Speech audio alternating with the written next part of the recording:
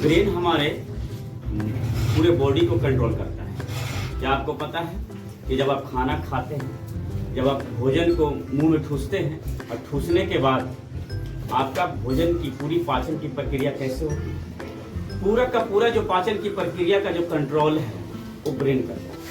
कहने का मतलब है कि बॉडी में जो भी हलचल हो रहा है, या बाहर की गर्मी एहसास हो रहा है, ठंड एहसास हो रहा है ना, या फिर हम कह सकते हैं कि किसी के प्रति क्रोध, प्रेम, घृणा, ये सभी का जो एहसास आपको मिलता है, तो कहीं ना कहीं ये सभी का खेल जो है वो ब्रेन करता है।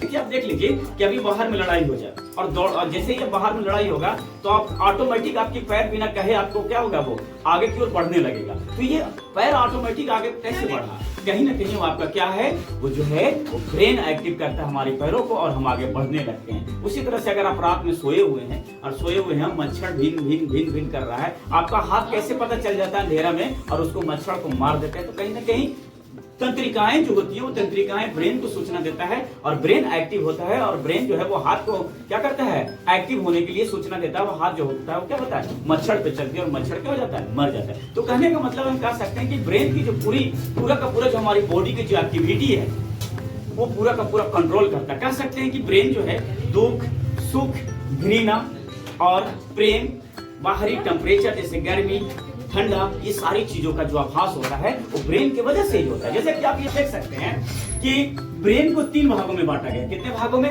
अग्र मस्तिष्क, मध्य मस्तिष्क और पश्चिम मस्तिष्क। पश्चिम मस्तिष्क का मतलब होता है पीछे वाला भाग और मध्य मस्तिष्क का मतलब होता है ब्रेन के ठीक बीच वाला भाग और अग्र मस्तिष्क का मतलब होता है ब्रेन के आगे वाले भाग को। जैसा कि आप इस फिगर में देख सकते हैं कि फिगर है ये, और इस फिगर में आप देखिए कि ये वाले भाग जो है इसको क्या है, खोपड़ी है जो ब्रेन को सुरक्षा प्रदान करता है। क्या करता है प्यारे बच्चों?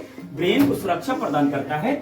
और ठीक खोपड़ी के ठीक बीच वाले भाग जो है, उसके नीचे वाले भाग जो है, ये सेरिब्रम कहलाता है। या फिर हम कह सकते हैं ये क्या है, खोपड़ी के ठीक नीचे वाले भाग जो है वो क्या कहलाता है, परम मस्तिष्क कहलाता है। क्या कहलाता है? परम मस्तिष्क। और ये वाला भाग जो आप देख रहे होंगे ये मध्य मस्तिष्क है और ब्रेन के ठीक पीछे वाले भाग को हम लोग क्या बोलते हैं, पश्चिम मस्तिष्क कहते हैं। प्यारे बच्चों, आपने क्या देखा, मस्तिष्क को 3 भागों में बांटा गया है। कितने भागों में? 3 भागों में। पहला क्या था, अग्र मस्तिष्क, दूसरा मध्य मस्तिष्क और तीसरा पश्चिम मस्तिष्क। पश्चिम मस्तिष्क मतलब पीछे वाले भाग, अग्र मतलब क्या है, आगे वाला भाग, और मध्य का मतलब ठीक बीच वाले हिस्से को कहा जाता है। जैसे कि आप देख सकते हैं कि अग्र मस्तिष्क को 3 भागों में बांटा गया है।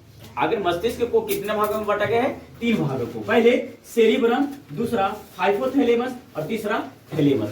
सबसे इंपॉर्टेंट होता है सेरिब्रम। कहा जाता है कि ब्रेन का लगभग 66% जो होता है वो सेरिब्रम होता है। यही सेरिब्रम में जो होता है वो किसी चीज की ज्ञान या कौन कितना बुद्धिमान हो सकता है, किसमें कितनी चतुराई हो सकती है, ये निर्भर करता है सेरिब्रम में। सेरिब्रम जितना स्ट्रांग होगा, जितना अच्छा होगा, वो व्यक्ति उतना ही क्या होगा, बुद्धिजीवी होगा, ज्ञानी होगा। और कहा जा सकता है कि बादाम खाने से बुद्धि नहीं बढ़ता है, ठोकर खाने से बुद्धि बढ़ती है। प्यारे बच्चों, अगर आपको सेरिब्रम को ठीक रखना है तो सबसे पहले आपको क्या करना होगा, क्या होगा, टेंशन किसी चीज को नहीं लेना है। अगर आप किसी विषय पर टेंशन लेते हैं तो वो क्या होगा, आपका सेरिब्रम जो है वो क्या होगा, कमजोर हो जाएगा। और इस तरह से क्या होगा, आपको सोचने समझने और सारी एक्टिविटी जो है वो क्या होगा, आप बहुत ज्यादा भूल जाएंगे, किसी चीज को याद नहीं कर पाएंगे। अगर याद करते हैं तो बहुत जल्दी भूल जाएंगे। तो इसीलिए किसी विषय पे ज्यादा टेंशन लेने की जरूरत नहीं होना चाहिए और तब जाके आपका सेरिब्रम क्या होगा, ठीक होगा।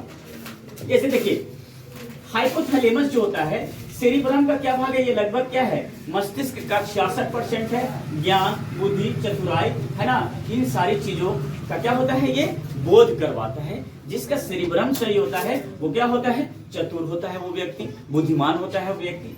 और अग्र मस्तिष्क का दूसरा भाग है हाइपोथैलेमस। कहा जाता है कि किसी चीज को लगभग 6 से 7%, अगर 6 से 7 सेकंड आप देख लीजिएगा तो हाइपोथैलेमस क्या हो जाता है, बढ़ जाता है। जैसे कहने का मतलब है कि विद्यार्थी जीवन में लहसुन प्याज नहीं खाना चाहिए। जब लहसुन प्याज ये सब खाइएगा तो क्या होगा, हाइपोथैलेमस बढ़ जाता है, जिसके कारण से क्या होता है, किसी चीज को देखने के बाद वो ज्यादा आकर्षित होता है। जैसे प्रेम की चीज, प्रेम या फिर हम कह सकते हैं दर्द होना, रोना या प्रेम, ये सब जो है हाइपोथैलेमस जो है, जैसे हाइपोथैलेमस जो क्या होता है, दर्द होना, रोना या प्रेम का अनुभव कराता है है ना। इस तरह की जो अनुभव होता है वो कहीं ना कहीं सब जो खेला होता है ब्रेन से ही खेला होता है।